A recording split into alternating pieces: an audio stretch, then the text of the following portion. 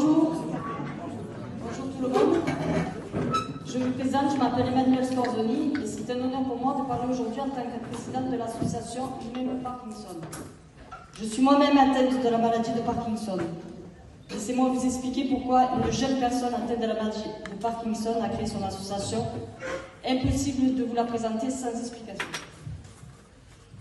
C'est à l'âge de 38 ans que l'on m'a annoncé que j'étais atteinte d'une forme précoce de la maladie de Parkinson. C'est une affection chronique neurodégénérative et évolutive qui se caractérise par la disparition de certains neurones.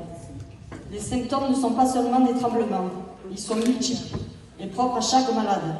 La lenteur des mouvements, la rigidité des mouvements, perte d'équilibre brutal, risque de chute, l'addiction devient parfois difficile, les idées qui se perdent, la concentration qui s'éparpille, les problèmes de déglutition, le manque soudain d'énergie, on appelle ça les phases off, plus de mouvements possibles, jusqu'à la prochaine prise de médicaments.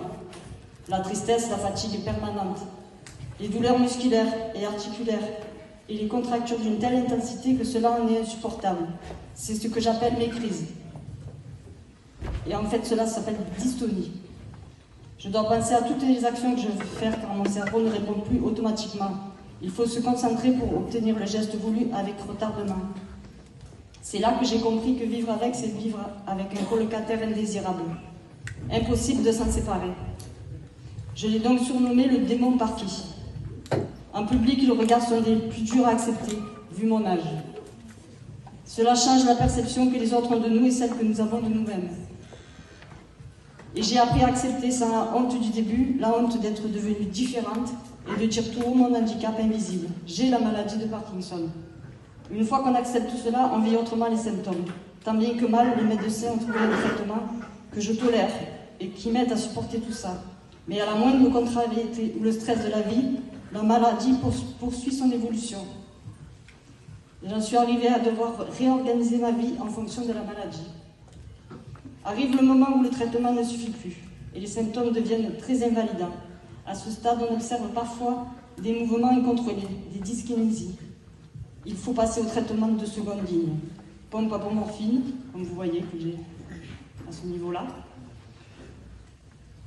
Et stimulation cérébrale. Le 30 mai, je subirai la stimulation cérébrale à l'hôpital de la Timone. Cette opération a pour but d'améliorer mon quotidien.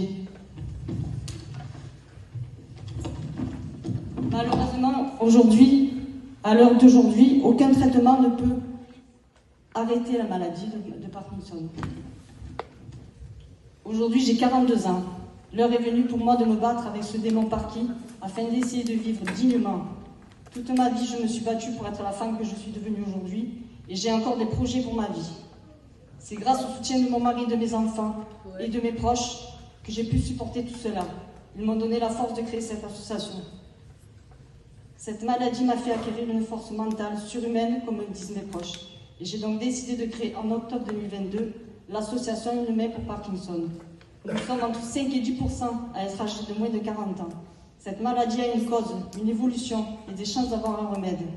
Mon désir le plus cher, c'est que nos enfants, la génération à venir, n'aient pas affronté ce que j'affronte moi. L'association a pour mission d'organiser des actions, des événements pour soutenir diverses initiatives et toutes les maladies neurodégénératives. L'objectif est de mieux faire connaître et surtout d'aider la recherche, plus particulièrement la maladie de Parkinson. Via les réseaux sociaux, l'association apporte une analyse personnelle et l'évolution des différents traitements, notamment tous ceux que j'ai pu tester avec un soutien moral. Nous nous battons pour récolter des fonds pour la recherche, afin de pouvoir espérer un peu plus. L'association souhaite également soutenir les aidants qui, parfois, il est difficile de comprendre, se sentent souvent désemparés devant certaines situations. Les aidants jouent un rôle capital et doivent pouvoir se ménager car le don de soi, ce n'est pas l'oubli de soi.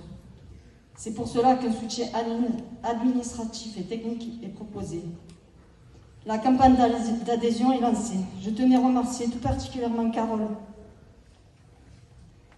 et son association pour les gestes généreux et pour notre participation à cette manifestation de qualité.